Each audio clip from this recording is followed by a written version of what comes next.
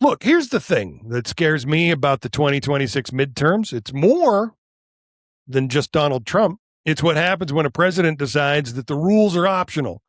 The states are an inconvenience and the courts are something to argue with. And an election is only legitimate if he likes the way it turned out. Because it's important to be really clear on something. The president does not own American elections. The Constitution gives states the major role in determining how federal elections are administered, with Congress having the power to regulate them. President has no magical election button. And yet we're watching the federal government push deeper and deeper into the machinery of elections. And we're talking about executive orders affecting voting procedures. We're talking about attempts to obtain sensitive voter information. We're talking about pressure on states over election administration. And we're talking about restrictions on mail-in voting. And while we're talking about a president openly entertaining the idea of extraordinary measures around the midterms, and you might say, well, the courts will stop. Have you noticed an East Wing on the fucking White House anymore? Yeah. Yeah. Because democracy isn't supposed to work by having one person push the boundaries of presidential power until a judge says, well, that's okay, that's far enough. The guardrails are supposed to work well before we get to the cliff. Yes. And that's where it gets even more dangerous. And we're entering an election cycle where Americans increasingly do not know what information they can trust. AI can manufacture videos. It can manufacture voices. It can manufacture political advertisements. It can manufacture polling data. And just this week, we watched a fake polling operation successfully inject fabricated numbers into the political conversation before being exposed. And so a fake video appears showing a candidate saying something that they never said.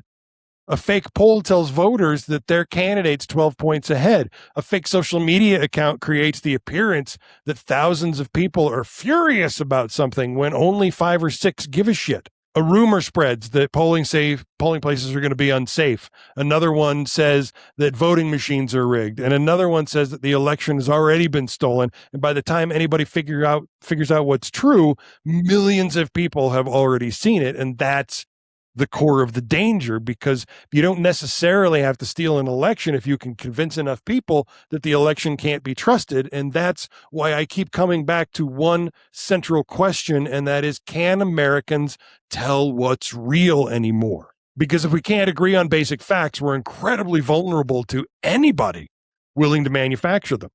And this is why the midterms are going to become so fucking important.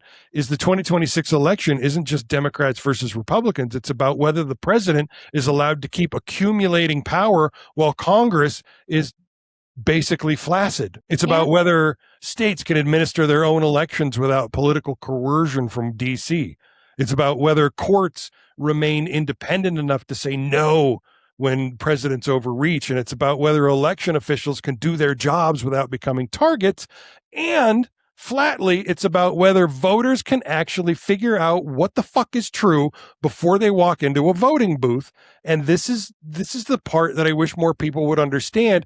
It's not a Democratic Party problem. If you believe in limited government, states' rights, separation of powers, individual liberty, you should be deeply uncomfortable with the concentrated federal power, regardless of which party controls the White House, because eventually the person wielding that power won't be the person that you voted for. And that's how constitutional government's supposed to work.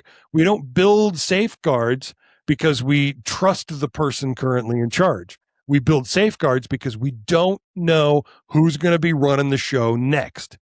So yeah, I'm worried about Trump, but I'm even more worried about what happens when we normalize the idea that presidential power has no meaningful limits.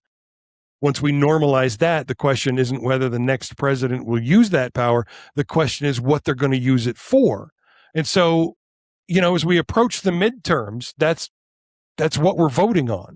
It's not just candidates and it's not just parties, it's guardrails. And maybe more importantly, whether we still have enough shared reality left to recognize when the guardrails are being torn down.